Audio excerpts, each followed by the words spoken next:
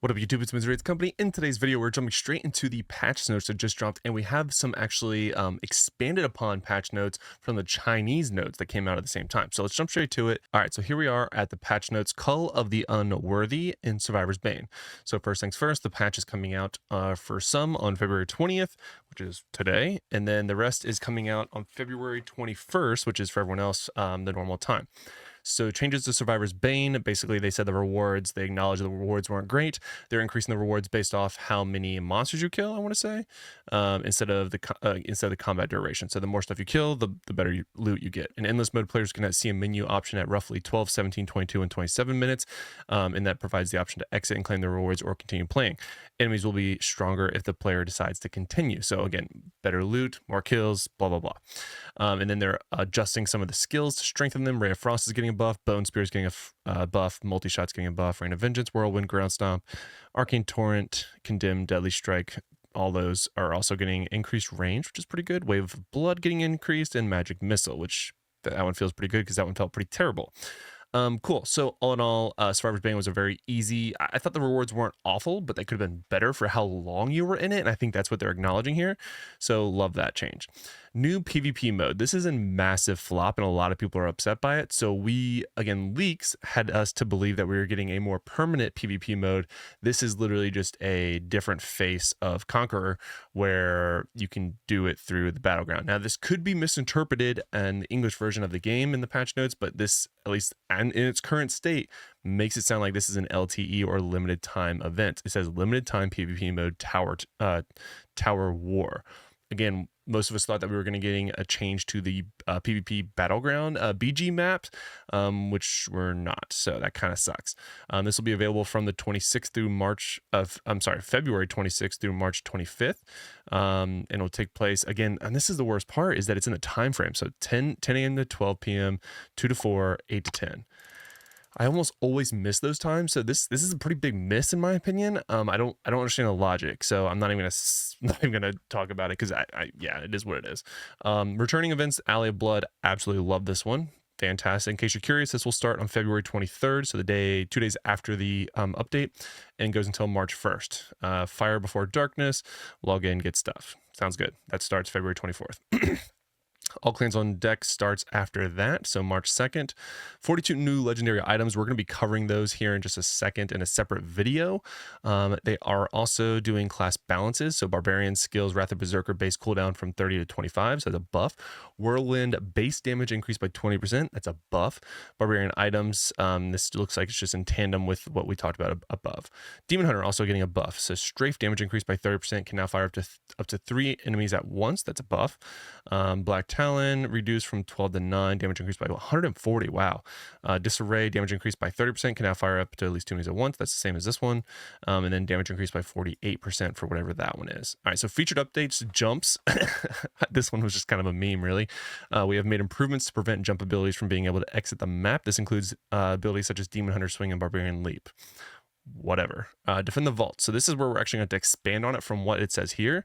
So we're updating the Raid of the Vault event to address 2 areas of improvement. Immortals had to wait too long to participate in the event, and we wanted to encourage PvP elements that push the shadows through the entirety of the vault more enticing. So basically they wanted to push shadows instead of fighting at like room 1 or 2 and then push them to actually go all 4 levels. So Shadows and Immortals will no longer forfeit rewards for losing a match. Instead, the defeated team will receive reduced rewards compared to the winning team. Ideally, that results in more rewards for even a loser compared to what it is now. So chests are locked when the Immortals enter the match, and the Immortals must be defeated to loot the chest. So essentially, instead of like trying to loot all the chests when they jump in at level 4, you have to beat them in order to claim it. Now, the additional notes here that we have from the Chinese patch notes state that the material obtained by Shadows after opening the chest will not be lost due to being defeated by the Immortal, even on the current level. Interesting. The Shadow will fight the Immortal and will receive additional combat rewards based on the number of treasure chests opened this time during settlement. If the Immortal is successfully defeated, the more rewards will be obtained. If you do not open the treasure chest this time, you will not get it. Again, some of that's a little broken. I think that's the same understanding that we just read.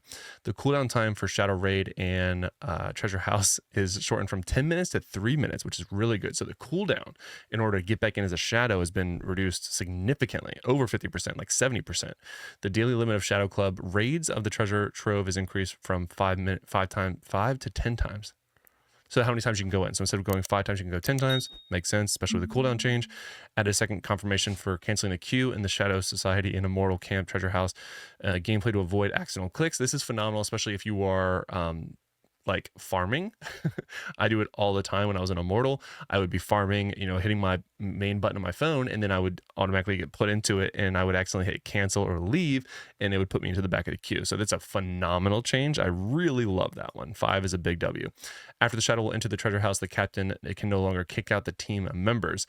Apparently that was an issue for some people, according to the comment section. I've never seen this being an issue, but great.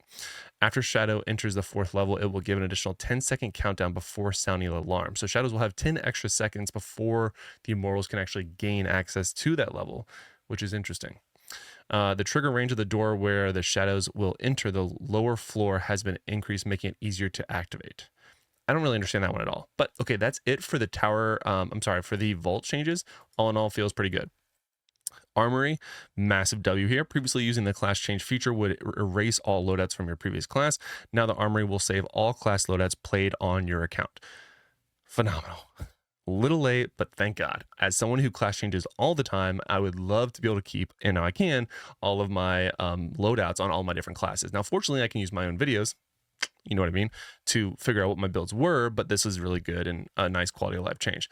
Familiars made a variety of small adjustments to the visual menus assorted with familiars to better help players navigate the click/tap buttons.